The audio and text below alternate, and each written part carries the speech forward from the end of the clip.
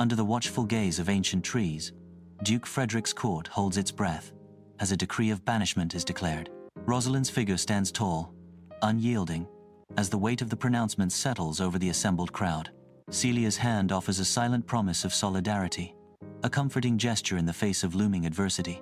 A shared glance of fear and resolve passes between Rosalind and Celia, sealing their bond in this moment of crisis. Touchstone's bells jingle nervously, a faint, discordant melody against the backdrop of mounting tension and uncertainty.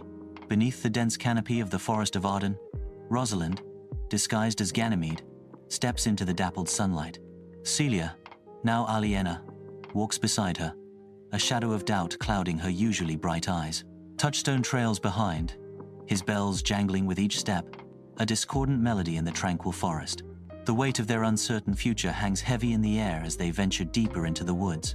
Aliena's voice, tinged with apprehension, breaks the silence. Are we truly safe here? Rosalind casts a worried glance, the sunlight filtering through the leaves casting an ethereal glow on her disguised features. In a sun-drenched forest clearing, Orlando attacks the bark of a tree, carving with frantic energy. Sweat glistens on his brow as he meticulously etches each letter, a desperate act of devotion. The sharp sound of wood splitting echoes through the otherwise peaceful woods. He pins a verse beneath the carving, a silent testament to his overwhelming love for Rosalind. The verse, filled with longing, speaks of a heart consumed by passion. The tree now bears witness to Orlando's profound and poetic declaration. Sunlight filters through the dense canopy as Ganymede strides purposefully into a serene forest clearing. Ganymede discovers Orlando near an ancient tree, its bark marred with carved declarations of love. Ganymede's sharp eyes narrow, keenly observing Orlando's lovesickness. With a mix of curiosity and disdain, Ganymede challenges, "Why do you deface these trees with such lovesick drivel?" Sunlight filters through the canopy, casting dappled shadows on Ganymede and Orlando as they stand deep within the forest. Ganymede gestures with theatrical flair, a mischievous glint in their eyes as they unveil a daring plan. "I will pretend to be Rosalind," Ganymede declares, their voice ringing with playful challenge. A plot unfolds, promising to untangle the thorny affections that bind Orlando's heart. "You shall woo me," Ganymede continues, "thereby purging your foolish affection." Orlando listens intently, a flicker of hope and trepidation mingling in his gaze as he considers the audacious proposal.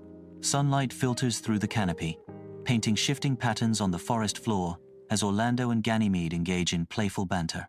A subtle shift in Orlando's expression reveals a growing fascination with Ganymede's sharp wit and penetrating intellect.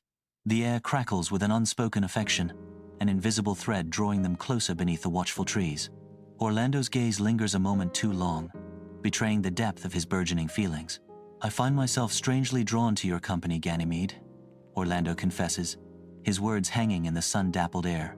In the heart of the forest, Aliena's hands dance lightly over the earth as she gathers herbs, a serene focus etched on her face.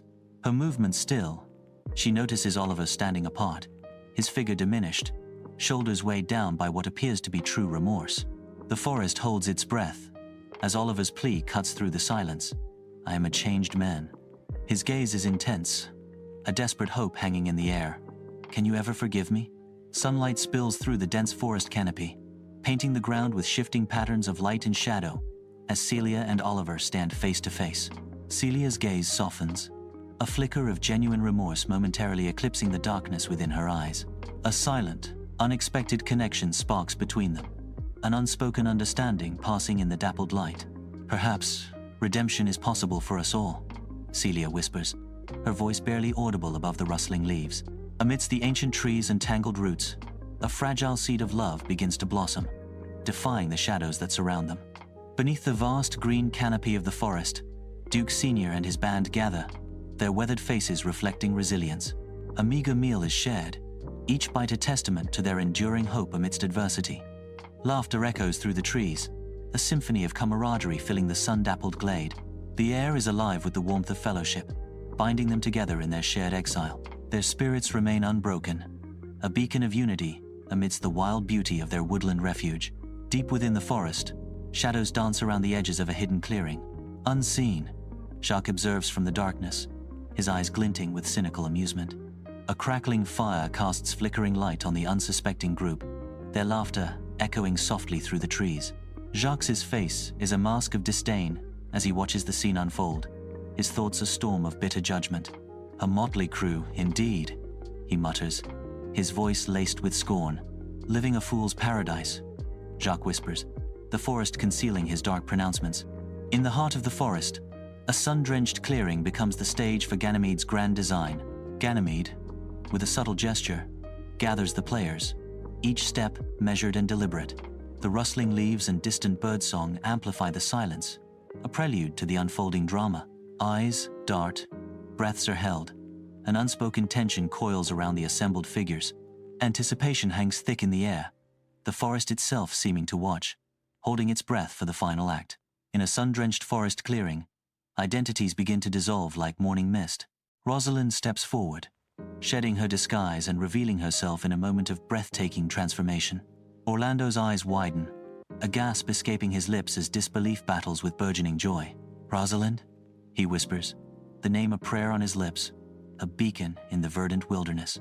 The forest seems to hold its breath, the air thick with unspoken emotions and the promise of reunion. Sunlight filters through the leaves, illuminating their faces as the world fades away, leaving only Rosalind and Orlando. Sunlight dapples through the leaves, casting a warm glow upon Celia and Oliver in the heart of the forest clearing. Hand in hand, they stand, their eyes locked in a gaze that speaks of a love deepened by the secrets of the woods. A serene smile graces Celia's lips as she prepares to speak vows as old as the trees themselves. With unwavering certainty, Celia's voice echoes softly, "I take you, Oliver, to be my lawfully wedded husband." In a sun-dappled forest clearing, Duke Frederick steps into view, his face bearing the fresh marks of repentance. An unusual calm settles over him, his eyes reflecting a world stripped of ambition and brimming with newfound clarity. The ancient trees seem to lean in, as if sharing their silent wisdom with the changed Duke. With the weight of his former self visibly shed, he closes his eyes and whispers into the verdant air, "I renounce my claim and embrace a life of peace." The forest responds with a gentle rustle, as if welcoming him into its serene embrace. In a secluded forest clearing, golden sunlight drizzles through the canopy, painting the scene in ethereal hues. 4 couples stand united, their hands clasped tightly, forming a circle of profound connection. Each face glows with an inner peace, reflecting the harmony of their shared moment. The air hums with unspoken promises and quiet joys, a symphony of contentment.